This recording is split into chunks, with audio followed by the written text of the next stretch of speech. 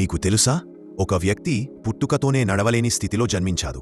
ప్రతిరోజూ ఆయనను దేవాలయపు అందాల ద్వారము వద్ద కూర్చోబెడతారు, అక్కడికి వస్తున్న వారిని చూసి భిక్షము అడగడానికి.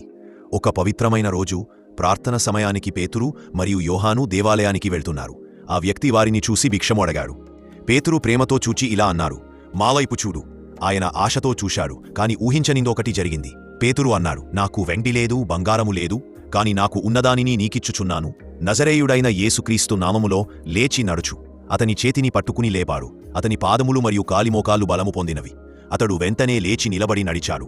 దేవునిని స్తుతిస్తూ దూకుతూ దేవాలయంలోనికి వెళ్ళిపోయాడు. ఒక మాట, ఒక నామం, ఒక నమ్మకం ఒక జీవితాన్ని మార్చేసింది. అయితే మీరు జీవితంలో స్థిరంగా నిలబడలేకపోతున్నారా? యేసునామములో బలముంది. ఆయన మీకు బలం, ఆశ, జీవితం ఇస్తాడు. ఈ పవిత్రమైన కథను పంచుకోండి. లైక్ చేయండి, షేర్ చేయండి, సబ్స్క్రైబ్ చేయండి. మరిన్ని శక్తివంతమైన సంఘటన